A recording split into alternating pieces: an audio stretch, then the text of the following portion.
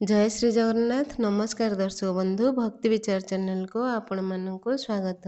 आज आम ए भिडियो रे जानिबा मकर संक्रांति कौन एवं यह कहीं पालन करा जाए। पौष मासर संक्रांति को मकर संक्रांति कहा जाए। प्रत्येक वर्ष जानुआरी 14 किंबा 15 तारिख रे मकर संक्रांति टी पड़ी थाए। एही वर्ष जानुआरी 14 तारिख बुधवार दिन मकर संक्रांति पड़िबा को जाउछि। एही दिन ठारू सूर्य देव मकर राशि रे प्रवेश କରିଥାନ୍ତି ଏବଂ ଉତ୍ତରାୟଣ ଗତି କରିଥାନ୍ତି। ସାରା ଭାରତରେ ଏହି ପର୍ବଟିକୁ ଅଲଗା ଅଲଗା ନାମରେ ପାଳନ କରାଯାଇଥାଏ। ପଞ୍ଜାବରେ ଏହି ପର୍ବକୁ ଲହରୀ ଭାବରେ ପାଳନ କରାଯାଏ। ତାମିଲନାଡୁରେ ଏହାକୁ ପୋଙ୍ଗଲ ଆଉ ମହାରାଷ୍ଟ୍ରରେ ଟିଲ ସଂକ୍ରାନ୍ତି ଭାବରେ ପାଳନ କରାଯାଇଥାଏ। ଏହି ଦିନ ଅତ୍ୟନ୍ତ ଶୁଭ ଦିନ ଅଟେ। ଏହି ଦିନ ଠାରୁ ବାହାଘର, ବ୍ରତ, ଗୃହ ପ୍ରତିଷ୍ଠା ଇତ୍ୟାଦି ଶୁଭ କାର୍ଯ୍ୟ କରାଯାଇଥାଏ। ମକର ସଂକ୍ରାନ୍ତି ଦିନ ନଦୀ ପୋଖରୀରେ ସ୍ନାନ କରିବା ଅତ୍ୟନ୍ତ ଶୁଭ ହୋଇଥାଏ। ଗଙ୍ଗା ନଦୀ ପରି ପବିତ୍ର ନଦୀ ଗୁଡିକରେ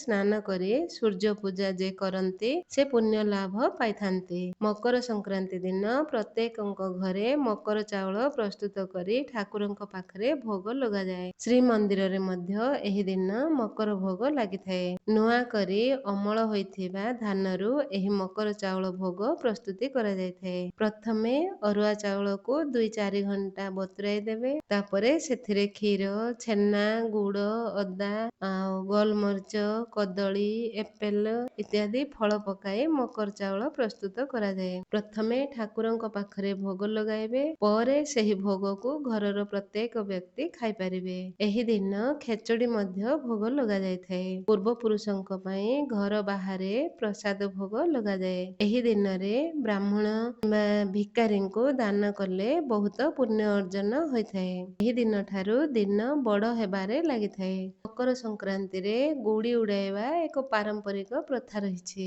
ପିଲାମାନେ ଗୁଡ଼ି ଉଡାଇ ଏହି ଦିନକୁ ଆନନ୍ଦରେ ପାଳନ କରିଥାନ୍ତି। ଆଶା କରୁଛି ଏହି ଭିଡ଼ିଓ ଆପଣ ମାନଙ୍କୁ ଭଲ ଲାଗିଥିବ। ଭଲ ଲାଗିଥିଲେ ଲାଇକ୍, ସେୟାର ଆଉ ସବସ୍କ୍ରାଇବ ମଧ୍ୟ କରିବେ। ରହୁଛି, ନମସ୍କାର।